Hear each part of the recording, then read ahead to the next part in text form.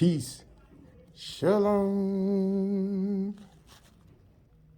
Chapter 1 of Balls of Fire.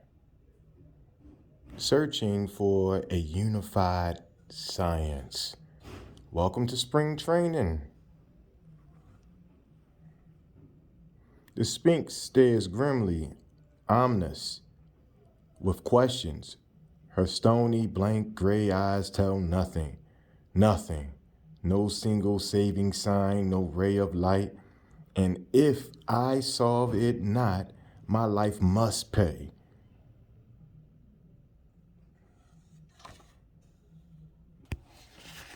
Gustav Mahler, Symphony Number 7 in E minor, Song of the Night.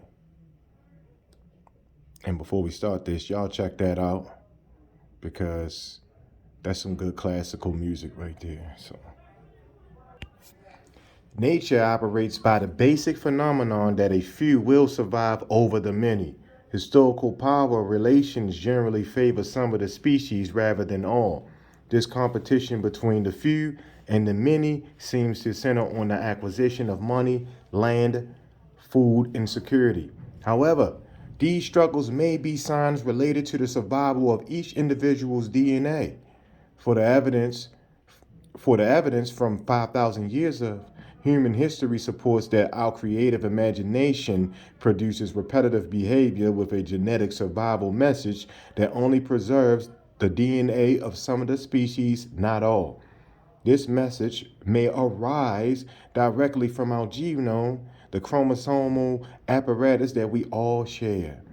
So we all have access to the same genetic survival message if we can recognize it after power relations distort or conceal it. Historically, genetic survival information has been secreted by the power elite, and today the biological wisdom is drowned out in the ocean of conflicting signs flooding our daily lives. What is necessary is an understanding of the knowledge secreted by the historical elite and an awareness of our behavior that is influenced by the viral DNA in our bodies. This will equalize the competition for genetic survival information between the few and the many. In light of these dynamics related to DNA, quantum theory provides a comprehensive scientific explanation and complete biological foundation for life's chemical, physical aspects as well as emergent states of being. Quantum theory applies to living systems entangled with the quantum mesocosm of microbes.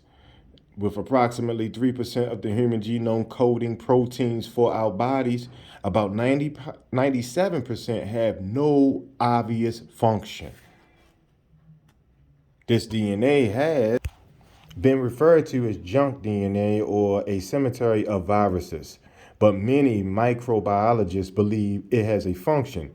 So the ENCODE Project, Encyclopedia of DNA Elements, is exploring this non-coding DNA. It seems that we are inextricably linked to viruses since their repetitive survival message is coded into human history. In the context of evolutionary and geological time, the last 5,000 years of human culture history can be interpreted as one long moment that delivers the same microbial survival information to each human being because of our common microbial genome.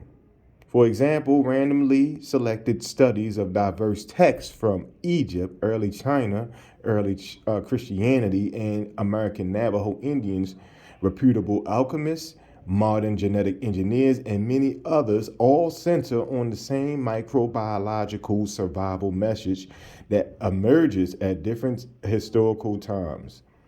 This lack of casualty is reasonable since the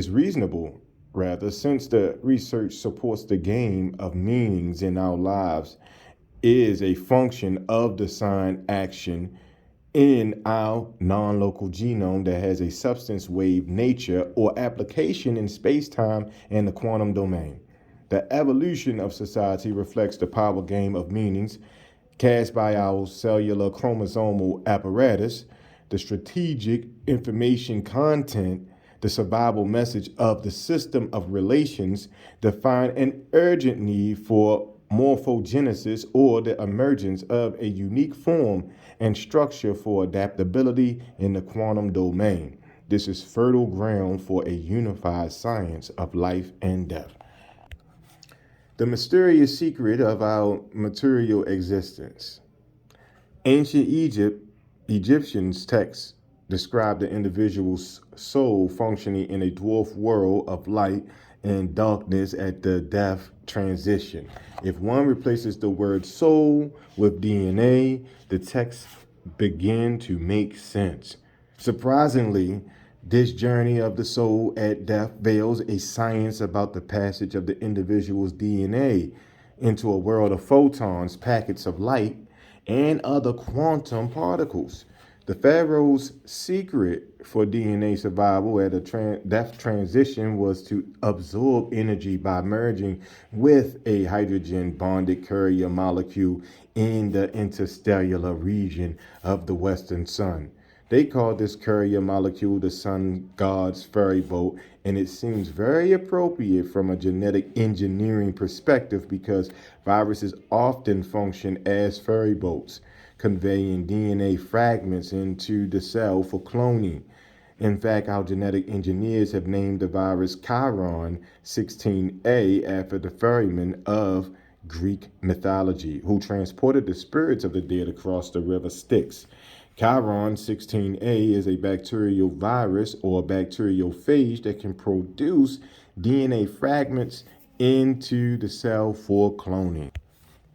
Now, DNA is not confined to an organism at death. DNA can escape, and if a bacteriophage carrier molecule is present, DNA can merge and survive. According to the isosthesis interpretation of the ancient Egyptian text, carbon-based DNA self-assembles into a metal-binding hydrogen-bonded viral carrier molecule for horizontal gene transfer and transformation at a death transition.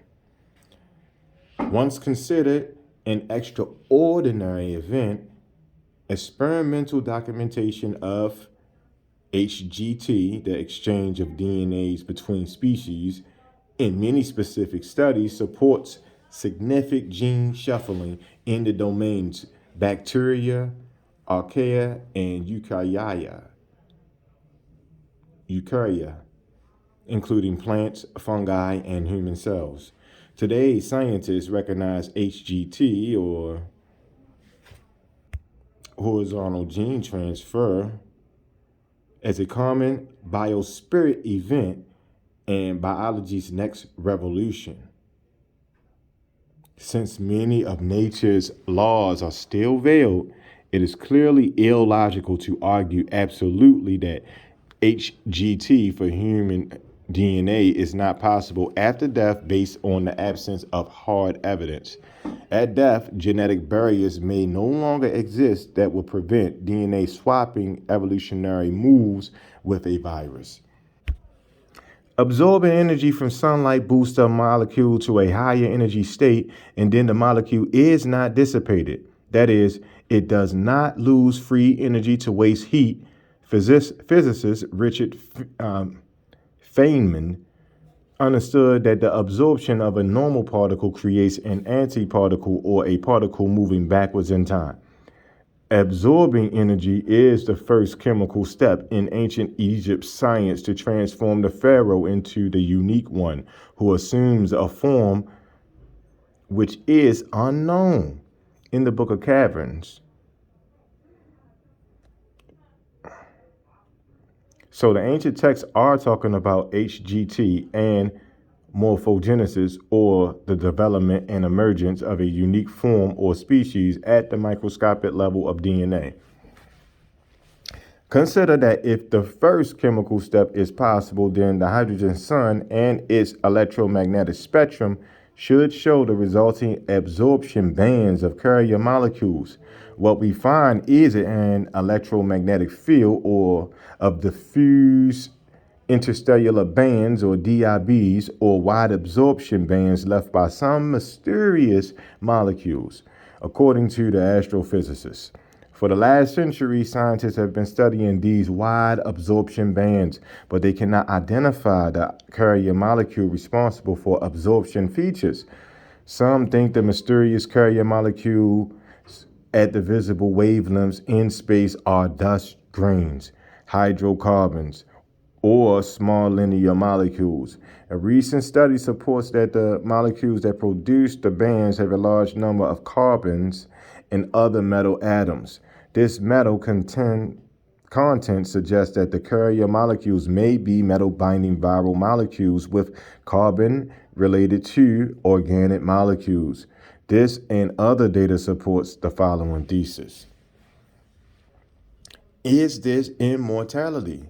The Isis thesis is the initial study of 870 ancient Egyptian signs showing that the corpus of Egyptian funerary texts spanning from 2520 to 664 BCE preserved an advanced modern knowledge of space physics, quantum physics, and quantum biology and cosmology.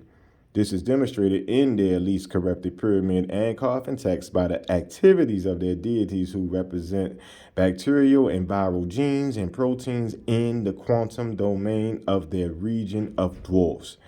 Egyptian scientific knowledge supports that human DNA can be transformed at death, transition via a specific viral gene expression network linked to the ancient glycolysis pathway within our cells. In this ancient text, a human agent jumpstarts the development of its own form through a merger with a viral carrier molecule that uses the ancient glycolysis system operating in our cells. The novel emergence of a sustainable new entity with unique interactions qualities is not only supported by ancient Egyptian texts, but also related studies showing that Egyptian knowledge is also present in early Chinese texts.